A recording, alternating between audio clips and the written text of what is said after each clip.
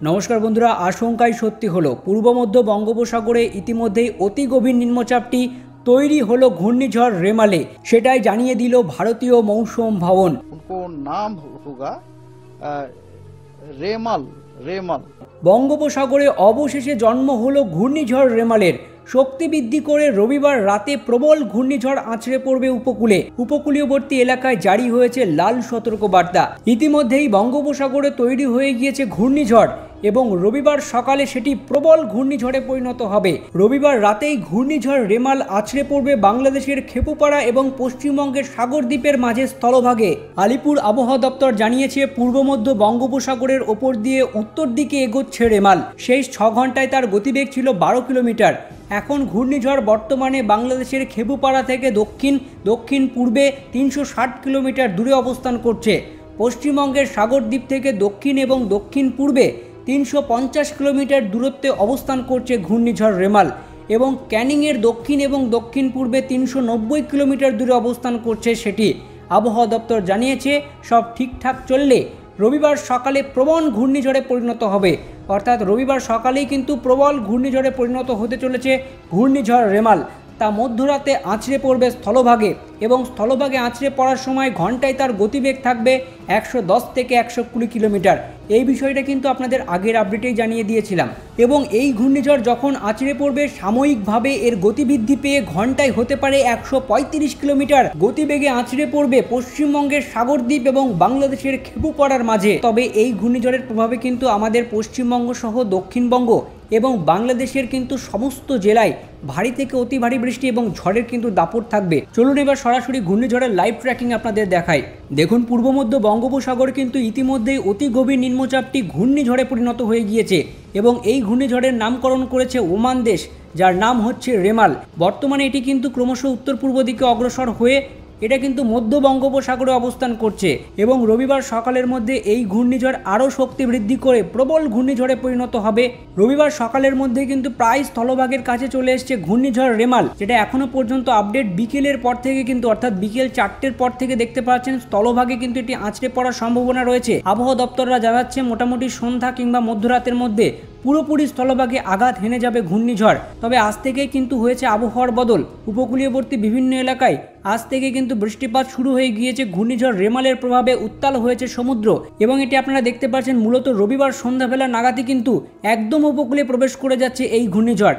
দেখতে পাচ্ছেন যখন প্রবেশ করবে সেটা হচ্ছে হলদিবাড়ি, গঙ্গাসাগর এবং আমাদের পশ্চিমবঙ্গের হলদিয়া, জয়নগর, গোসাবা, বারুইপুর দিয়ে সোজাসুজি কিন্তু কলকাতার দিকে চলে যাচ্ছে। দেখতে পাচ্ছেন কলকাতা দিয়ে সেটা কিন্তু চন্দননগর, এদিকে যে পান্ডুয়া, চাকদা। এর পরবর্তীতে সোমবারের পর থেকে বাংলাদেশে বাঁক নেবে এবং বাংলাদেশের রাজশাহীর উপর দিয়ে, রংপুরের ওপর দিয়ে, বাংলাদেশের ওপর দিয়ে এই ঘূর্ণিঝড়টি কিন্তু সরাসরি আসামের দিকে চলে যাচ্ছে। অর্থাৎ আপনারা বুঝতে পারছেন এই যে ঘূর্ণিঝড়ের চোখ, সেটা কিন্তু সরাসরি সুন্দরবন এবং কলকাতার উপর দিয়েই আমাদের পশ্চিমবঙ্গের উপর দিয়ে রাজশাহী এবং তারপরে কিন্তু অসমের উপরে চলে যাবে এই ঘূর্ণিঝড় এবং এটি কিন্তু উপকূলীয়বর্তী এলাকায় যাওয়ার সময় এর কিন্তু ঘন্টায় যে গতিবেগ থাকবে আছড়ে পড়ার সময় 135 কিলোমিটার গতিবেগে এটি উপকূলে আছড়ে পড়বে এবং 110 কিলোমিটারে এগোতে থাকবে। তারপরে ধীরে ধীরে কিন্তু এর শক্তি ক্ষয় করতে থাকবে, অর্থাৎ শক্তি কমাতে থাকবে। যখন ঘূর্ণিঝড়টি ল্যান্ড হবে তার আগে থেকে কিন্তু উপকূলীয়বর্তী এলাকায় ভারী বৃষ্টি শুরু হয়ে যাবে। মূলত সকালের পর থেকেই দক্ষিণবঙ্গের সমস্ত জেলায় ভারী থেকে অতি ভারী বৃষ্টিপাত শুরু হয়ে যাবে। এবার আমরা দেখে নিই সরাসরি বাংলাদেশের দিকে কেমন আঘাত হানবে। আমাদের ভিডিও কিন্তু অনেক বাংলাদেশের বন্ধুরাও দেখেন, তারা প্রতিনিয়ত কমেন্ট করেন, তাদেরকে অসংখ্য ধন্যবাদ।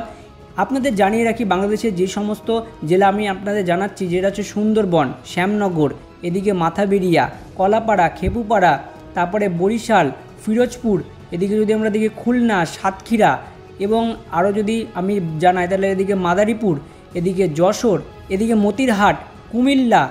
আর এই দিকে যদি আমরা দেখি উপকূলের এলাকায়, এটা সকালের দিকে যদি আমরা দেখি তাহলে এদিকে চট্টগ্রাম, তারপরে যদি নোয়াখালী, এবারে উপরের দিকে যদি দেখি মেহেরপুর, আর এদিকে যদি আমরা দেখি রাজশাহী, পাবনা, বরিশাল, ঠিক আছে, ঢাকা, কুমিল্লা, মানে মোটামুটি বাংলাদেশের প্রায় উপকূলীয়বর্তী এলাকা সহ মধ্য বাংলাদেশেও কিন্তু ভারী থেকে অতি ভারী বৃষ্টি প্রবেশ করবে। এই ঘূর্ণিঝড় যখন প্রবেশ করে যাবে দেখতে পাচ্ছেন খুলনা, বরিশাল, বাগেরহাট এইদিকে কিন্তু বেশ ভালো পরিমাণে লাল অ্যালার্ট অর্থাৎ লাল সতর্কবার্তা জারি হয়েছে এই সমস্ত জেলায়, এবং এর জন্য কিন্তু বাংলাদেশের উপকূলীয়বর্তী বন্দর এলাকায় 5 নম্বর সতর্কবার্তা জারি করে দিয়েছে।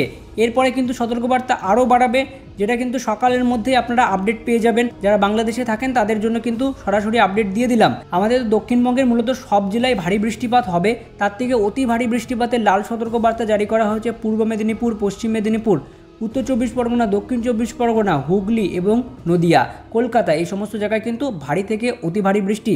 তারপর ওইদিকে পূর্ব বর্ধমান, পশ্চিম বর্ধমান, ঝাড়গ্রাম, হুগলি, হাওড়া, এই অতি ভারী বৃষ্টিপাতের সতর্কবার্তা জারি করেছে আবহাওয়া দপ্তর। মূলত রবিবারের রাতের পর থেকে এদিকে বর্ধমান, ওদিকে মুর্শিদাবাদ, তারপরে এদিকে মালদা, উত্তর দিনাজপুর, দক্ষিণ দিনাজপুর, তারপরে আরও যদি আমরা দেখি মঙ্গলবার নাগাদ আলিপুরদুয়ার, কোচবিহার, ঠিক আছে, এই সমস্ত জায়গায় কিন্তু বেশ ভালো পরিমাণে বৃষ্টি হবে। এই আপডেটটি আমি আগের ভিডিওতেই দিয়ে দিয়েছিলাম, চাইলে আপনারা সেই ভিডিওটাও দেখে নিতে পারেন।